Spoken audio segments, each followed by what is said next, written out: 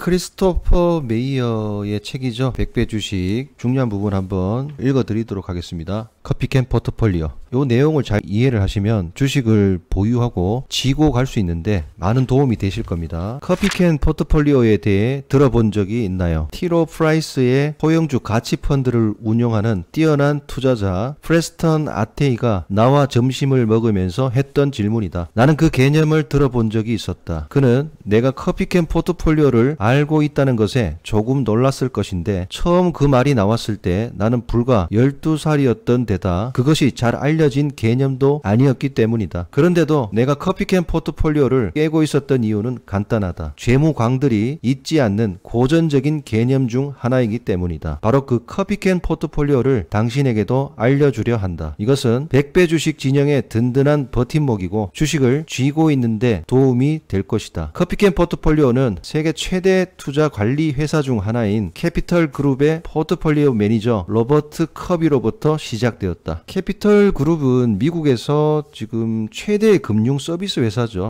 세계에서 가장 오래되었고 또 가장 큰 자산 관리 기관입니다. 1931년도에 창립을 했던 회사인데요. 자산 관리 규모가 한 2조 6천억 달러가 된다고 하죠. 우리나라 하나로 계산했을 때는 한 3천조가 넘어갈 거예요. 상당히 큰 회사죠. 그는 1984년 가을 잡지 저널 오브 포트폴리오 매니저먼트에서 처음으로 커피캔의 개념에 대해 썼다. 커피캔 포트폴리오 개념은 서부 개척 시대로 거슬러 올라가는데 그 당시 사람들은 커피캔에 소중한 물건을 놓고 매트리스 밑에 보관했다. 이 프로그램의 성공은 전적으로 커피캔에 담을 물건을 선택할 때 발휘하는 지혜와 예지력에 달렸다. 커피캔에 다양한 자산들을 넣을 수 있는데 여기서는 지금 주식을 얘기하는 거죠. 주식을 커피캔에 넣어두고 매트리스 밑에 보관해두고 10년 동안 쳐다보지 않는다는 겁니다. 개념은 단순하다. 최고의 주식을 찾아서 10년 동안 그대로 둔다. 이런 포트폴리오는 비용이 거의 들지 않는다. 그리고 관리하기도 확실히 쉽다. 하지만 가장 큰 이점은 커피캔이 최악의 본능으로부터 투자자를 지켜준다는 것이다. 커비에 따르면 커피캔 개념은 1950년대에 불현듯 찾아왔다. 그가 개인 투자자에게 조언을 해주는 대기업에서 일하던 시절이었다. 10년간 관계를 맺어온 고객이 있었는데 그녀의 남편이 갑자기 세상을 떠났다. 그녀는 남편의 주식 포트폴리오를 물려받았고 그 포트폴리오를 커비에게 맡겼다. 포트폴리오를 확인한 후 커비는 이렇게 썼다. 남편이 우리가 아내에게 권했던 포트폴리오를 은밀하게 따라하고 있었다는 것을 발견하고 흥미로웠다. 그리고 자산의 크기를 보았는데 충격이었다. 남편은 우리의 조언에 자신만의 방식을 살짝 가미했다. 그는 매도 추천을 무시했다. 대신 매수 추천을 한 모든 종목에는 약 500달러씩을 투자했다. 그리고 주식 증서를 금고에 처박아 놓고 잊어버렸다. 이렇게 하자 멋진 일이 일어났다. 그의 포트폴리오에는 2000달러 정도의 가치까지 하락한 망한 주식들도 제법 있었다. 그렇게 큰 비중은 아니었다. 대신 몇 개의 주식은 10만 달러까지 상승했다. 그러나 진짜 반전은 이것이다. 남편은 엄청난 주식을 하나 가지고 있었는데 그 가치는 80만 달러로 아내 포트폴리오 전체 가치보다도 컸다. 커비는 이런 할로이드라는 회사에 작게 투자한 것에서 나왔는데 나중에 엄청나게 많은 제록스라는 회사의 주식으로 변했다라고 썼다. 영감을 주는 이야기이자 무관심과 게으름의 승리다. 이 사례는 커피캔 포트폴리오가 주가 확인에 대한 집착, 잦은 매수와 매도, 경제와 나쁜 뉴스에 안절부절하는 스스로부터 자신을 어떻게 보호하는지 명확하게 보여준다. 커피캔 포트폴리오는 강제로 당신의 시간 지평을 넓힌다. 10년짜리 좋은 베팅이라고 생각하지 않으면 아예 커피캔에 아무것도 넣지 않는다. 읽으면서 지금 블룸버그 차트 자료하고도 같이 보면은 여러분들 이해가 더 잘 되실 거예요. 아마 코스트코의 월봉 차트인데요. 35년간 주식이 300배 상승을 했죠. 1988년도에 2달러를 기록하던 게 30년 만에 200달러까지 100배를 상승했죠. 최근에는 다시 500달러 정도까지 위치해 있죠. 지금 100배 주식의 100배 투자의 가장 큰 장애물, 내가 이렇게 초반부에서 장기 투자의 힘을 보여주는데 많은 시간을 쓰는 이유는 그것이 정말로 중요하기 때문이다. 주식으로 100배 혹은 그저 3배로 만들기 위해 넘어야 할 가장 큰 산은 상승과 하락을 견디는 일이다. 커피캔은 이러한 멀미나는 상승과 하락의 예방접종을 하는 안전한 방법이다. 시장이 크게 출렁거리는 것을 보지 못한 사람은 아마 없을 것이다. 빠르게 이득을 챙기거나 패자를 놓아버리려는 충동은 강렬하다. 우리는 마치 유명한 실험에서 5분을 기다리면 마시멜로 2개를 먹게 해주겠다는 약속에도 불구하고 눈앞에 마시멜로 1개에 무너지는 어린아이와 같다. 조정을 기다리고 가지고 좀 더 주식을 또 오래 보유하면 큰 성과를 낼 수 있는데도 불구하고 눈앞에 이익에 어두워가지고 주식을 일찍 매도하는 걸 얘기하는 겁니다. 심지어 최고 투자자들조차도 기다릴 수 없었을 때가 있음을 고백한다. 그중 하나가 워렌 버핏의 이야기다. 내 글의 독자이자 절실한 친구가 버핏의 1995년 버크셔 해서웨이 주주서한의 내용을 보내주었다. 저는 1966년 디즈니에 처음으로 관심을 갖게 되었는데 1965년 당시에 그 회사는 2100만 달러의 세전 이익을 벌었고 부채보다 현금이 많은 상태였지만 시장 가치가 9천만 달러 이하였습니다. 디즈니랜드에서는 1700만 달러를 투자한 캐리비안의 해적 놀이기구가 곧 공개될 예정이었습니다. 그 놀이기구에 겨우 5배에 거래되고 있는 회사라니 제가 얼마나 흥분했을지 상상해보세요. 좋은 인상을 받았기에 버핏 파트너십은 디즈니 주식을 분할 조정 가격 기준으로 주당 31센트에 상당량을 매수했습니다. 그 주식이 지금 66달러에 팔리는 것을 고려했을 때 그 결정은 훌륭해 보일 것입니다. 그러나 파트너십 관리자가 그 결정을 헛되게 했습니다. 저는 1967년 주당 48센트에 주식을 팔아버렸습니다. 월트 디즈니 차트인데 48센트면 거의 여기 조금 출발한 가격도 안 되죠. 65센트보다 더 밑에 가격에서 먼저 팔았다는 거죠. 그리고 난 다음에 어때요? 디즈니가 장기간으로 봤을 때 엄청나게 상승을 했다는 거죠.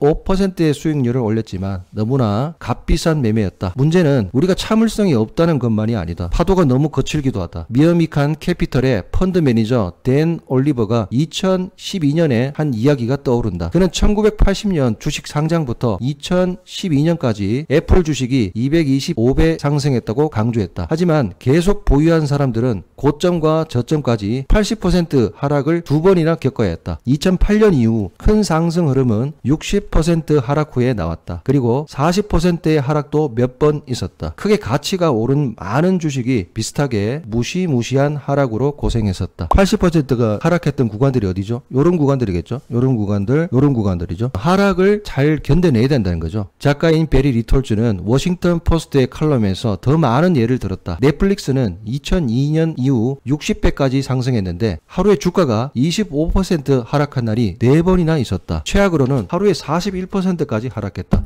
넷플릭스 주가 차트를 한번 볼까요? 지금 2002년부터 해서 19년도까지면 이 주식을 20년간 보유를 했다면 1100 간 거죠. 그리고 4개월 동안 80% 하락했던 적도 있었다. 물론 모든 것을 계속 쥐고 있을 수만은 없다. 큰 폭의 주가 상승을 기록했던 기업 중에서 많은 수가 완전히 파산하기도 했다. 리톨즈는 리먼 브러더스, 월드콤, 루센트, JDS 유니페이지 등을 거론했다. 이외에도 무수히 많다. 그래서 인내심, 소수의 잘 아는 주식 고르기, 그리고 운이 필요하다. 애플을 처음부터 지금까지 보유한 사람이 아이팟이나 아이폰 또는 아이패드를 알았을 리 만무하다. 애플의 주가가 상승한 수십 년 동안 그 제품들은 존재하지 않았다. 이 부분에서 커피캔 포트폴리오 개념이 도움이 된다. 커피캔 포트폴리오에 모든 돈을 넣을 필요가 없다. 10년 동안 필요하지 않을 일부 자금만 넣으면 된다. 그 최종 결과는 다른 어떤 일에서의 결과보다 나을 것이라고 확신한다. 대재앙을 대비하는 커피캔. 격변론자인 빅스는 재산의 75%를 주식에 투자할 것을 권했다. 이는 부분적으로 격변의 역사에 대한 빅스의 이해가 그러한 행동을 정당화했기 때문이다. 주식은 여전히 수년에 걸쳐 구매력을 보존하기 위한 가장 좋은 방법이고 심지어 파괴된 독일에서도 마찬가지였다. 2차 대전 이후에 독일을 얘기하는 겁니다. 그러나 그가 주식을 권한 또 다른 이유는 재산을 키우기 위한 가장 좋은 방법이 물건을 보유하는 것임을 이해했기 때문이다. 소유자가 되어야 한다. 주식을 소유한다는 것은 현상을 파악하려고 노력하는 실제 사람과 실제 자산 그리고 실제 이익을 가진 사업을 부분적으로 소유하는 것이다. 자산 소유권은 불행을 대비하는 최고의 장기 보호수단이다. 왜 최고의 장기 보호수단이죠? 인플레이션을 상쇄시키기 때문이죠. 커피캔 포트폴리오를 포기해서는 안 된다고 얘기하는 겁니다. 주가가 큰 폭으로 하락했을 때 그게 무서워서 손절을 해서는 안 된다. 그런 얘기를 하는 거죠. 커피캔 포트폴리오에 대한 각주. 나는 커피캔 개념을 좋아한다. 그 이유 중 하나는 누구나 사용할 수 있기 때문이다. 개인 투자자들이 가장 쉽게 적용할 수 있는 부분들이 커피캔 포트폴리오입니다. 왜냐하면 기관이라든가 외국인들은 어때요? 단기적인 수익률을 내기 위해서 본인의 의사와는 상관없이 펀드 수익률을 위해서 매매를 할 수밖에 없는 상황입니다. 개인들은 굳이 그렇게 할 필요가 없기 때문에 개인들이 구사하기에 가장 좋은 그런 방법이라는 거죠. 100배 주식의 아이디어와 너무나 잘 맞아 떨어지는데 100배 주식을 원하면 매수한 주식에게 시간을 시간을 줘야 하기 때문이다. 1962년 이래로 내 연구에 포함된 365개 주식 중에서 10년 안에 빼가 된 주식은 20개밖에 없었다. 충분한 시간을 줘야 된다. 주식에게 충분히 숙성될 시간을 준다면 결과는 무척이나 놀라울 수 있다. 팔지만 않으면 된다. 매도에 저항하여 부를 일군 실제 사례를 더 공유하겠다. 여기 당신을 위한 커피캔 이야기가 있습니다. 형과 저는 1998년 프랙에어 주식 2000주식 상속을 받았습니다. 아마 당시에 약 34,000달러의 가치가 있었을 겁니다. 배당금을 재투자하지 않았지만 매년 받은 배당금만큼을 매수 가격에서 조정했습니다. 저는 조정 후 매수 가격이 주당 1.2달러로 떨어졌을 때 매수를 중단했습니다. 주가 자체로는 100배 오르지는 않았지만 100배 상승이라는 당신의 기준에 사실상 부합합니다. 실제로 제 아버지는 그 주식을 아마 1달러 근처의 가격에서 매수했을 것입니다. 현재 총 가치는 25만 달러가 넘습니다. 이런 이야기는 매우 고무적이다. 나는 이런 이야기의 평범함을 좋아한다. 위에 편지를 쓴 사람은 뛰어난 기량의 헤지펀드 매니저가 아니다. 그는 단지 주식을 오래 보유한 평범한 사람일 뿐이다. 저는 커피캔 시나리오에 관심이 많습니다. 왜냐하면 제 경험상 이것이야말로 진정으로 돈을 버는 유일한 방법이기 때문입니다. 저는 수년 동안 커피캔과 같은 투자로 2번 성공했고 1번 실패했습니다. 첫 번째 성공은 마이크로 시스템이라는 작은 스타트업 기업에 200주를 투자한 것이었습니다. 주당 1.3달러에 샀습니다.